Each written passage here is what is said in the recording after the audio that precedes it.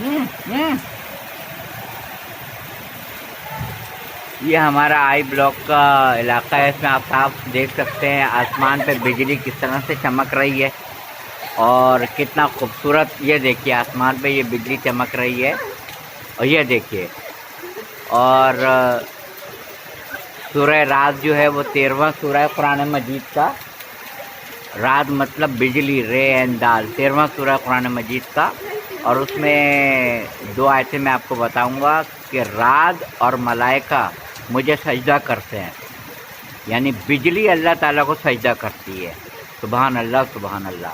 रात और मलाइका मुझे सजदा करते हैं। यूँ तो कायनात का ज़र्रा ज़र्रा अल्लाह ताला को सजदा कर रहा है, मगर इस सूरह में खुसूसियत से अल्लाह ताला ने कहा है कि रात, बिजली और मलाइका मुझे सजदा करते हैं, मुझे सजदा।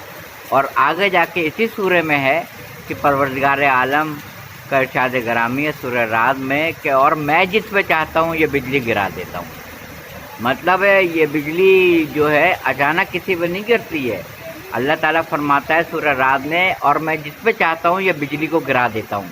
तो आपने सुना होगा कि जो लोग हैं वो गांव का गांव उसके अंदर ख़त्म हो गया। उसकी वजह ये होती है कि अल्लाह ताला की रज़ा उसमें शामिल है।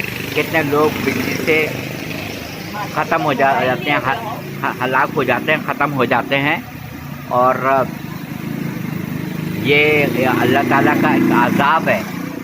इसके नवाफिल अदा किए जाते हैं, अल्लाह इससे महफूज रखे। और जब बादल गरजते हैं तो हम लोग डर जाते हैं बहुत ज़्यादा। तो कुरान मजीद ने सूरह रात में ही कहा है कि साउंड जो है वो बाद में सुनाई देता है। लाइट की स्पीड जो है वो तेज़ है साउंड के हिसाब से 1,86,000 मील फी सेकंड। तो पहले बिजली चमकती हुई आप जब देख लें तो अल्लाह ताला का शुक्र अदा करें कि ये आप पे नहीं गिरी, हम पे नहीं गिरी, अल्लाह ताला ने महफूज रखा। और गरजने की आवाज़ तो बाद में आएगी, क्योंकि बादल जब आपस में टकराते हैं तो बिजली चमकती है।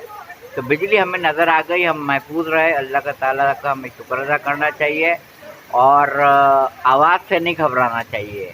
आवाज़ तो साउंड की स्पीड कम है लाइट की स्पीड से। सुबहान अल्लाह, सुबहान अल्लाह। क्या ये मनाज़िर हैं, मैंने इसीलिए इसको अभी अक्स बंदी की है कि आपको मैं दिखाऊं कि ये कितनी बड़ी अल्लाह ताला की रहमत है। और इससे अल्लाह ताला की रहमत मांगनी चाहिए। जहां बड़े बड़े घर वाले जो हैं वो इसका लुत्फ़ उठाते हैं, वहीं हमें कच्ची आबादियों के घरों को भी याद करना चाहिए, जिनकी छतें कच्ची हैं, जिनके मकानात पुख्ता नहीं हैं, जो झोपड़ियों में रहते हैं, जिनके सर पे साया नहीं है सही तरीके का।